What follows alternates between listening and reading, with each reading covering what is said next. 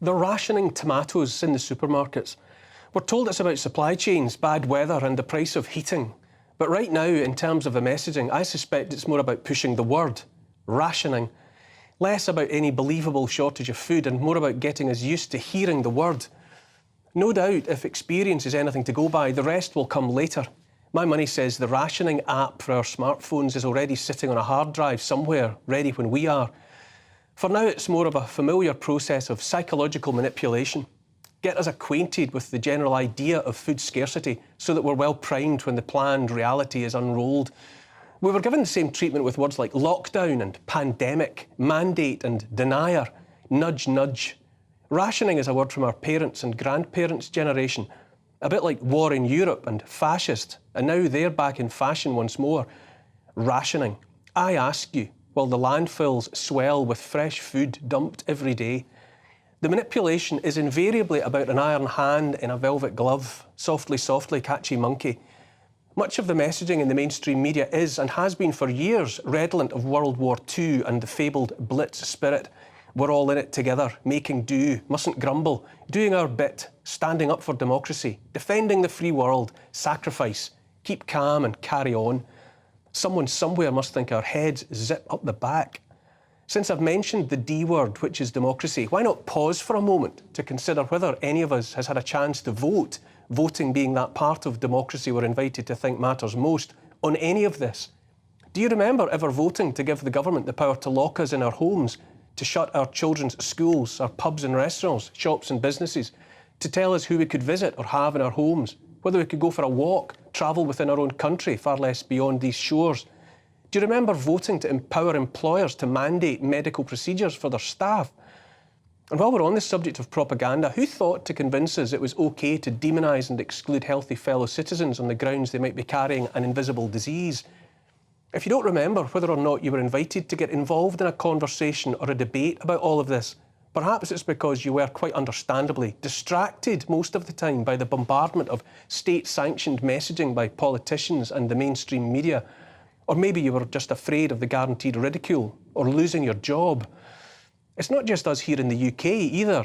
I wonder how many US citizens ask themselves when they voted to have their government send well over $100 billion to Ukraine at a time of critical hardship for millions of Americans unable to afford food or heating. Rather than ask questions, or in the case of the tax-paying citizens of East Palestine, Ohio, liberally dusted as they are with fallout from a vinyl chloride mushroom cloud ignited with the go-ahead of their own elected officials after a train derailment, perhaps querying why their predicament is not the stuff of a national emergency, while fish die in their rivers and their pets and animals die in the fields. They're apparently expected to be reassured by the sight of Joe Biden posing for photos thousands of miles away in Ukraine, while air raid sirens provide sound effects and President Zelensky turns out once more in his freshly laundered combats. So many times over the past few years, I've thought to myself, who do these people think they are? All of them, once elected to office, herding us towards world war, taking away our natural freedoms. Who do these people think they are that feel empowered to disregard our liberty, our very existence as independent individuals, and spend their time posturing and politicking, fiddling while Rome burns? Who do these people think they are, blatantly creating and then ignoring hardship, enacting policies to wreck livelihoods, economies and the well-being of millions, and then standing by while real people suffer the consequences of their vainglorious, self-serving nonsense disguised by propaganda shaped only to distract? And by God, do they need to distract us? Let's stop for a moment and think what the reality of the situation is. The undeniable reality, which is that we already have the potential for more than enough food, energy and everything else, courtesy of existing technology, and therefore any alleged shortages in the West are only fraudulent fiction. I said at the top we were being familiarised with rationing and making do. There's a glaring paradox in all of this. At the same time as being nudged into thinking we must do without, we're simultaneously drowning in surplus of every sort.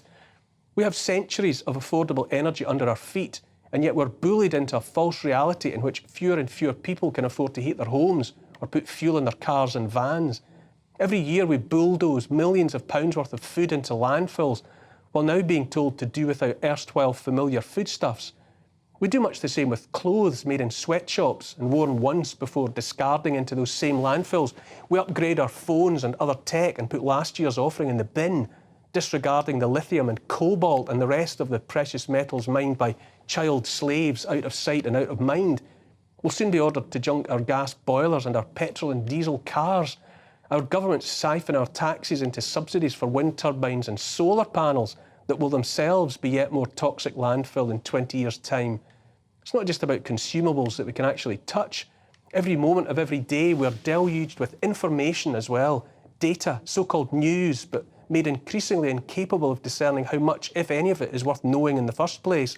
So much chaff in which to hide the wheat. We're drowning in words, but struggling desperately to find so much as a sentence worth reading.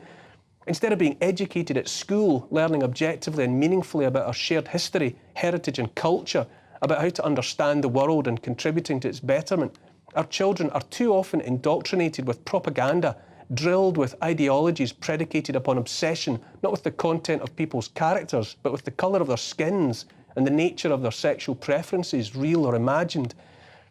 A television series that's been the work of hundreds, if not thousands of people spread over a year or more, an effort that was once the stuff of a shared experience, keeping us engaged and talking together as communities for months on end, is binge-watched in a single night.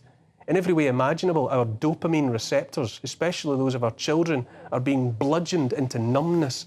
An 8-year-old boy with a smartphone and an internet connection can help himself in a week to more naked women in more positions and predicaments than Genghis Khan saw in a lifetime of murderous conquest.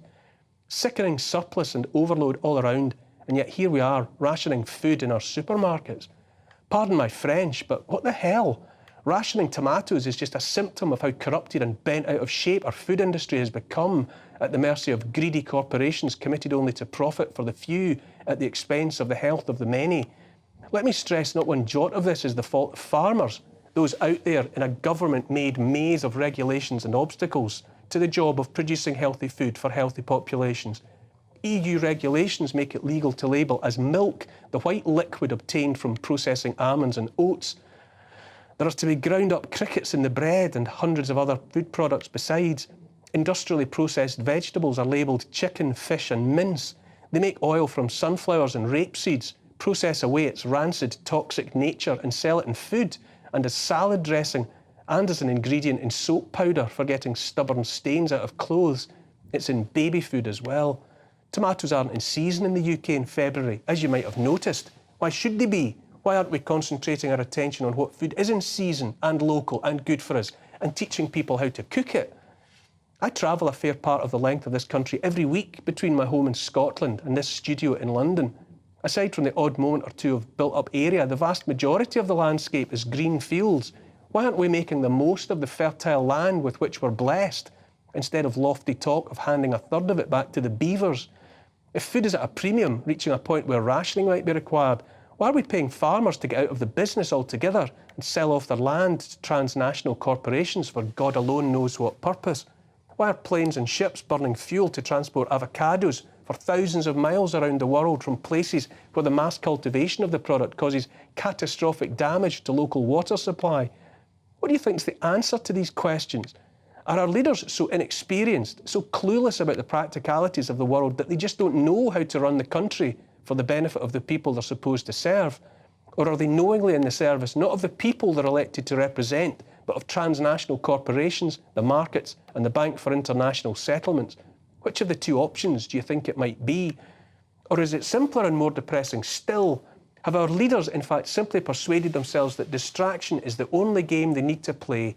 Are we simply to be fed a diet of propaganda and downright lies about health and food and the climate and war and biology and race until we're so unwell, confused, exhausted and anxious we won't notice when they pick the last penny out of our pockets and lock us down in a digital ghetto, watched around the clock by cameras and listening devices we pay through the nose to carry in our own pockets? And they're rationing tomatoes. Here's the thing, the world has been run off the rails. No wonder it's all about distraction, because distraction is all they have. Greed and unrestrained power have brought us to the only destination that was ever in view, which is right here, right now. They won't fix the mess because the mess suits them. I don't have all the answers, but I do know the solution starts with ignoring any more of their nonsense. The problem is not with the tomatoes they're rationing. The problem is the surplus of lies they keep selling. Stop buying them.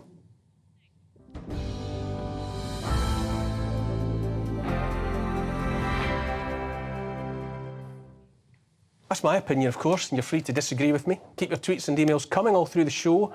You can email gbviews@gbnews.uk, and you can tweet me as well at gbnews, and I'll try to get to your comments later in the show.